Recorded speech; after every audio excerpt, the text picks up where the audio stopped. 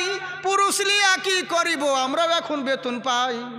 হ্যাঁ, এখন পুরুষগুলা এসে বলে ও হুজুর মুন্না, আমার বউ বলছে আমি যাব চাকরি করতে, তুমি করো কান্না রান্না। এই তো হচ্ছে ব্যাপার, বুঝলেন? আমাদের আর কেউ নাই সোনামুখী, আমাদের আল্লাহ ছাড়া কেউ নাই। আমি তো বহুত আগে বলেছিলাম জানেন, এখন জায়গায় জায়গায় মহিলা সমিতি কত কি হয়েছে গো। একবার যদি কোনো মেয়ে ছেলে একবার বলে না যে আমার স্বামী আমাকে নির্যাতন করছে, বাস সঙ্গে সঙ্গে লোক পাঠিয়ে দিবে, যাও ও বিয়াদবের কোমরে দড়ি বেঁধে নিয়ে চলে এসো, ওর আনন্দনগরে আনন্দমাটি করে দাও। আর আমরা যদি সাহানে মাথা ঠুকে কাঁদে বলি আমার বউ আমাকে দেখতে পাচ্ছে না, বলবে তোর কাঁদাকে দেখবে, বে মরে যা, তাই বলবে। বুঝলেন, আমাদের আল্লাহ ছাড়া কেউ নাই ভাই।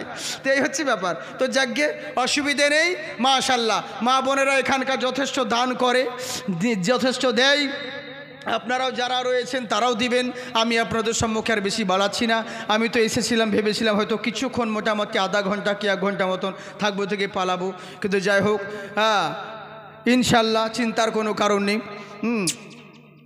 আপনাদের ভালোবাসার জন্যে, এত আর অন্য কোনো জালসা নয়, বুঝেছেন? অন্য কোনো জালসা নয়, এত নিজের গ্রামের মতন। আবার যখন ইচ্ছে হবে আবার হবে, আবার আসবো, বুঝেছেন তো? হ্যাঁ, কিন্তু একটা জিনিস ভাই, বলে কি জালসা এরকম হঠাৎ করে জালসা করো, হ্যান্ডবিল পোস্টার কোনো কিছু নয়, কালেকশন নয়, কিছু নয়। যখন বলবা চলে যাব, বাড়িতে করো, মসজিদে করো, চলে যাব, কোনো ব্যাপার নাই। কিন্তু যদি টাকা কালেকশন করে হ্যান্ডবিল পোস্টার করে যদি জালসা করতে হয়, তাহলে 3 খান লাগবে ভাই, বুঝলেন? আমার কথা হচ্ছে এটাই, দিনের খিদমত যেখানে করার সেখানে করব। হ্যাঁ, মানুষ বলে ভাই অত সহজ কথা নয়। তো যাগ্গে আসলে আপনাদের কথা বলছি না, আপনারা তো ভালো মানুষ, এ তো ঘরের লোক, বুঝেছেন তো? লোকে দেখছে না যে কি করতে হয়। কত দূর থেকে জানেন, কত দূরে ছিলাম, ওখান থেকে এসেছি। মানে আমি ভাবিনি যে সত্যি আজকে জালসা হবে, তা হ্যাঁ কসম করে বলছি। মানে আমি ভাবলাম মুফতি সাহেবকে বললাম একদিনে কি হয়, কোনো দিন এমনি বললাম, কিন্তু কে জানে যে সত্যি সত্যি মানে যাই হোক হয়ে যাবে। হ্যাঁ, তো ইনশাল্লাহ আজকের দিন জালসা হঠাৎ করে হয়েও গেল, কালকে মাইকিং করে দিয়েছে, আজকে দেখেন জালসা শুরু হয়ে গেছে। তো যাকে ইনশাল্লাহ চিন্তার কোনো কারণ নেই। একে বলে ভালোবাসা, মহব্বত। আপনারা সবাই মিলে দোয়া করবেন, আমিও দোয়া করি, অসুবিধে নেই। আল্লাহ পাক যেন আমাদের হুজুরকে আরও মানে যা জিন্দাবাদ তো আছেন, আল্লাহ পাক যেন আরও হুজুরকে জিন্দাবাদ করেন, বলুন আল্লাহুম্মা আমিন। মাশাআল্লাহ, সুবহানাল্লাহ।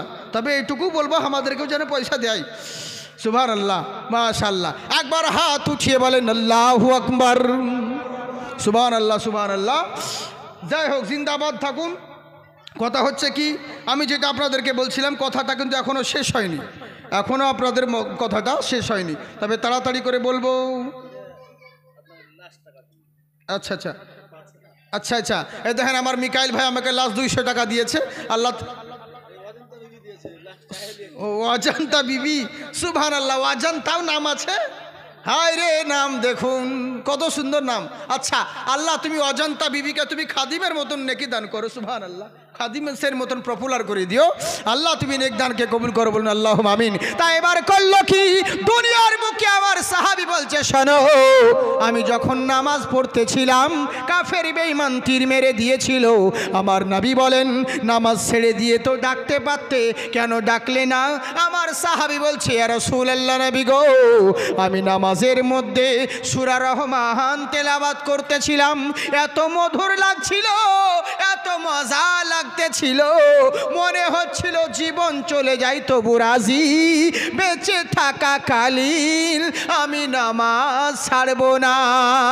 ও যখন থাকি দূরে দিশে হারা, এই হৃদয়ে লাগে বেদনা, নবী তোমায় কত ভালোবাসি, সেটা আমি ছাড়া কেউ জানে না।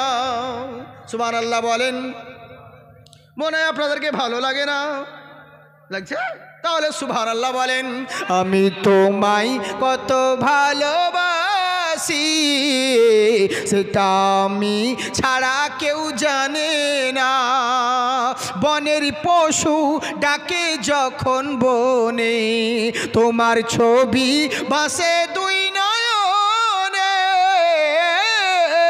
আমি চেয়ে থাকি পূব আকাশে, লোকে দেখে আমায় শুধু হাসে, আমি কোথায় যাব খুঁজে পাবো আমি হারিয়েছি আসল ঠিকানা তোমায় ও নবী তোমায় তোমায় কত ভালোবাসি সেটা আমি ছাড়া কেউ জানে না।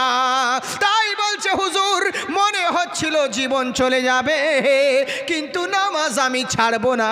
আমার নবী বলেন তাহলে কি তোমার নামাজ কমপ্লিট হয়ে গেছিল? আমার সাহাবা বলছে হুজুর না। বলে তাহলে কিসের জন্যে নামাজ শেষ করলে? বলে হুজুর মনের ভিতর খেয়াল চলে এলো আমি যদি মরে যাই, আমি যদি শহীদ হয়ে যাই, আমি মরে গেলে ইসলামের কোনো ক্ষতি হবে না, আমি যদি শহীদ হয়ে যাই ইসলামের কোনো যায় আসে না, কিন্তু আমার কারণে যদি নবী মুস্তাফার গায়ে আঁচ লেগে যায় কিয়ামতের দিন আমি জবাব দিতে পারবো না। তাই হুজুর এই খেয়াল মনে চলে এলো, বলে নামাজ ছাড়তে বাধ্য হলাম। তবে কসম আল্লাহর বলি নবীর খেয়াল যদি মনে না আসতো আমি মরে যেতাম কিন্তু নামাজ ছাড়তাম না। আমি মরে যেতাম কিন্তু নামাজ ছাড়তাম না। এরই জন্যে বলে নানান জনা নানান ভাবে নানান রকম নানান সাজে গাইছে আমার মন, দুনিয়াতে হবে না মোর নবীজির মতন। তা আমার আল্লাহ রাব্বুল আলামিন বলে বান্দা শোনো, ওইরূপ তোমরা নবী মুস্তাফাকে ভালোবাসো, নবীকে রোল মডেল যদি বানাতে পারো এখানেও কামিয়াবি হবে ওখানেও জান্নাতি হবে। তাই বৎস শোনো, আমার আল্লাহ বলে বান্দারে তুমি এদেরকে সৃষ্টি করেছি আমি, তোমার কিসে ভালাই হবে কিসে খারাপই হবে আমি আল্লাহ ছাড়া কোনো মূল্য জানে না। তাই তোমাদের নিকটে এমন একজন আইডিয়ালকে আমি পাঠিয়েছি, ওই নবী মুস্তাফা তিনার আদর্শকে যদি ফলো করতে পারো, তিনার জিন্দেগিকে যদি ফলো করতে পারো, ও হিন্দু হোক আর খ্রিস্টান হোক যে কোনো ধর্মাবলম্বী হোক না কেন এখানেও কামিয়াবি হবে ওখানেও জান্নাত পাবে।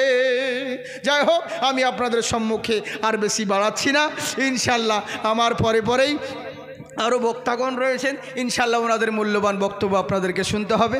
হায়াত বাকি তো মোলাকাত বাকি। শেষ বেলায় আপনাদের জন্য একবার দোয়া করি, একবার হাত উঠিয়ে দোয়া করুন। আল্লাহুম্মা আমিন। আল্লাহুম্মা সাল্লি আলা সাইয়্যিদিনা ইবনে বারিক ওয়াসাল্লিম সাল্লু আলাইহি সাল্লাতু ওয়াসসালামু আলাইকা রাসূলুল্লাহ সাল্লাল্লাহু আলাইহি ওয়াসাল্লাম। ইয়া আল্লাহ ইয়া রহমান ইয়া রহিম দিলে মারাকুন বাহাকি ইয়াকা না'বুদু ওয়া ইয়াকা নাস্তাইন। আল্লাহুম্মা হিদিনাস সিরাতাল মুস্তাকিম, আল্লাহুম্মা হিদিনাস সিরাতাল মুস্তাকিম। ওগো আল্লাহ, যারা যারা 200 500 1000 10,000 5000 যে যতটুকু সিমেন্ট যে যতটুকু পেরেছে মাওলা গো আল্লাহ তুমি তাদের নেকদানকে কবুল করো। আরও যারা দেব বলে নিয়াত করে রেখেছে আল্লাহ তুমি তাদেরকে সঠিক নেকদান করার তৌফিক দান করো গো রব্বুল আলামিন। আল্লাহ তোমার কাছে একটাই অনুরোধ, আল্লাহ জানি না কে কখন দুনিয়ার বুকে চলে যাবে মাওলা গো, ইমানি হালাতে আমাদের সকলকে বাঁচিয়ে রাখো। আমাদের যে মুফতি সাহেব রয়েছেন মাওলা গো, আরও যত আমাদের সুন্নি ওলামাগণ রয়েছে আল্লাহ তুমি আমার প্রত্যেক সুন্নি ওলামার যদি জীবনে চলার পথে বলার পথে কোনো রকম ভাষাগত যদি শরীয়ত বিরোধী কোনো কালাম বেরিয়েই যায় কোনো জায়গাতে আল্লাহ তুমি তোমার রহমান নামের গুণে ক্ষমা করে দিও। আল্লাহ তুমি আল্লাহ আমার প্রত্যেক সুন্নি ওলামার জাবানে তাসির দান করো, ইলম আমলে বরকত দান করো। তুমি কি না করতে পারো মাওলা, তুমি ইন্নাকা আলা কুল্লি শাইইন কদির, এমন কোনো কারিশমা দেখাও মাওলা গো।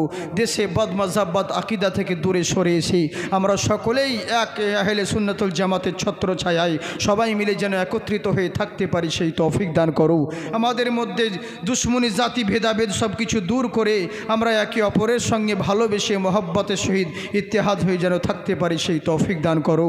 আল্লাহ তুমি যে আমার যারা অসুস্থ রয়েছে তাদেরকে সুস্থ রাখো আল্লাহ। তার সাথে সাথে মাওলা গো আমারও যে প্রবলেম রয়েছে আল্লাহ তুমি রহমানুর রহিম, তোমার নামের গুণে আল্লাহ তোমার নবীর ওসিলায় আল্লাহ তুমি আমার সে অসুখকে ভালো করে দিও আল্লাহ। তুমি সুস্থ দান করো মাওলা, শিফা দান করো আল্লাহ। তোমার কাছে অনুরোধ আর একটাই মাওলা গো, জানি না কার কখন মরণ হয়ে যাবে, কে অ্যাক্সিডেন্টে মরবে না রেলে কাটা গিয়ে মরবে না জ্বর জ্বালায় মরবে না কোন জায়গায় কিভাবে মরবে আমরা কেউ জানি না, কিন্তু এতটুকু জানি যে মরতে একদিন সকলকে হবে।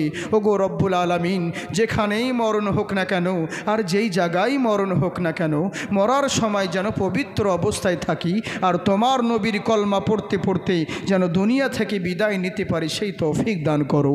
ও সাল্লাল্লাহু তাআলা আলা খায়রি খালকিহি ওয়া নূরি আরশিহি সাইয়্যিদিনা